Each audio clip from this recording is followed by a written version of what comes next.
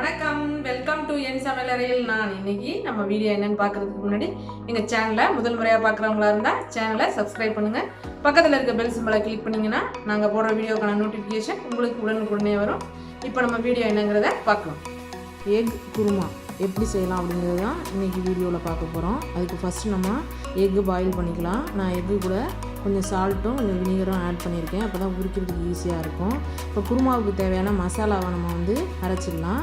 First நான் இதில் கொஞ்சம் பெப்பர், கொஞ்சம் பட்டை, கிராம்பு, ஏலக்காய், கொஞ்சம் குமின் சீடு, கொஞ்சம் ஃபெனல் சீடு, அதாவது சீரகம், சோம்பு எல்லாமே எடுத்து வச்சுருக்கேன். இப்போ இது எல்லாத்தையும் லைட்டாக ஃப்ரை பண்ணிக்கலாம். ஆயில் இல்லாமல் ட்ரையாக ஃப்ரை பண்ணிக்கலாம். இதை ஃப்ரை பண்ணிவிட்டு நம்ம மிக்சியில் இதை பொடி பண்ணிக்கலாம். இதுதான் இந்த குருமாவுக்கான மசாலா.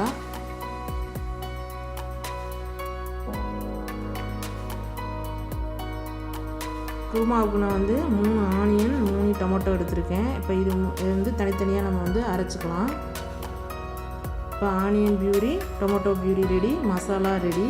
இப்போ குருமா செய்ய ஆரம்பிச்சிடலாம். குருமா செய்கிறதுக்கான விசில்ஸ் வச்சுட்டு அதில் கொஞ்சம் ஆயில் ஆட் பண்ணிக்கிறேன். கொஞ்சம் ஹீட் ஆகட்டும். இதில் கொஞ்சம் ஸ்பைசஸ் ஆட் பண்ணிக்கலாம். அதாவது பட்டை, கிராம்பு, ஏலக்காய் இதெல்லாம் இதில் ஆட் பண்ணிக்கலாம். நம்ம அரைச்சி வச்சுருக்க ஆனியன் பூரியை இதில் ஆட் பண்ணிவிட்டு நல்லா வதக்கிக்கலாம். கொஞ்சம் வதங்கினோம்னா அதில் கொஞ்சம் இஞ்சி பூண்டு பேஸ்ட்டு ஆட் பண்ணிக்கலாம். 1 டேபிள் ஸ்பூன் இஞ்சி பூண்டு பேஸ்ட்டு ஆட் பண்ணிக்கலாம். அது கொஞ்சம் வதங்கினதும் நம்ம டொமேட்டோ பியூரியும் இதில் ஆட் பண்ணிக்கலாம்.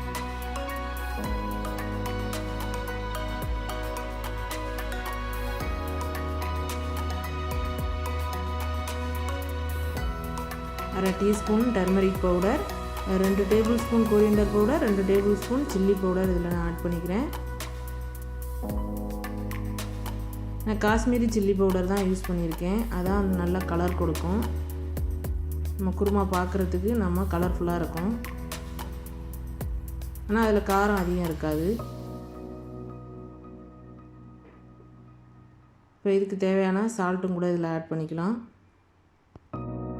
இந்த ஆனியன், டொமேட்டோ பியூரியும் நல்லா வதங்கினதும் இதில் கொஞ்சம் வாட்டர் ஆட் பண்ணிக்கலாம். திக்காக வேணுங்கிறவங்க திக்காக வச்சுக்கலாம். இல்லை கொஞ்சம் லிக்யூடு கூடுதலாக வேணும் அப்படின்னு நினைக்கிறவங்க கொஞ்சம் கூடுதலாக வாட்டர் ஆட் பண்ணிக்கலாம். வாட்டர் ஆட் பண்ணி நல்லா மிக்ஸ் பண்ணி விட்டுக்கலாம்.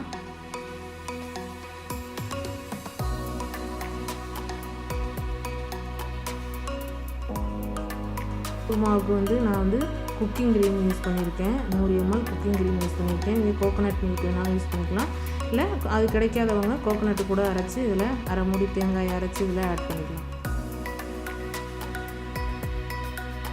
குக்கிங் க்ரீம் யூஸ் பண்ணும்போது நல்லா க்ரீமியாக டேஸ்டியாக இருக்கும். டெக்ஸ்சர் பார்க்குறதுக்கு நல்லாயிருக்கும். குட்டீஸ்க்கெல்லாம் ரொம்பவுமே இந்த டேஸ்ட்டு பிடிக்கும். அதனால் குக்கிங் க்ரீம் நான் யூஸ் பண்ணியிருக்கேன். குக்கிங் க்ரீம் ஆட் பண்ணி ரொம்ப கொதிக்க வைக்கணும்னு அவசியம் இல்லை. நம்ம உடனே எக்கு ஆட் பண்ணிடலாம். எக்கு ஆட் பண்ணிவிட்டு நம்ம ரொம்பலாம் கொதிக்க வைக்க வேண்டியதில்லை. கொஞ்சம் மூடி போட்டு வச்சுருந்தோம்னாவே அதில் அந்த உப்பெல்லாம் கொஞ்சம் ஆல்ரெடி நம்ம உப்பு போட்டிருக்கோம். அதில் உள்ள அந்த காரம்லாம் கொஞ்சம் இறங்கும். இப்போ நமக்கு டேஸ்டியான எக்கு குருமா ரெடி ஆகிடுச்சு. இது தோசை, சப்பாத்தி கூட நல்லா ரொம்பவே டேஸ்டியாக இருக்கும்.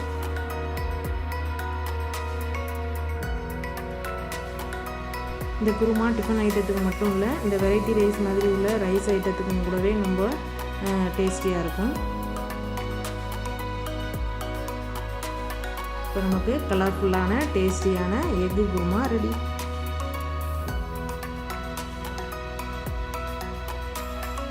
இந்த வீடியோ உங்களுக்கு பிடிச்சிருந்ததுன்னா லைக் பண்ணுங்கள், ஷேர் பண்ணுங்கள். இந்த வீடியோ பற்றின கருத்துக்களை கமெண்ட்டில் சொல்லுங்கள். பழமை மறவாத புதுமையுடன் அனுபவ பகிர்வு.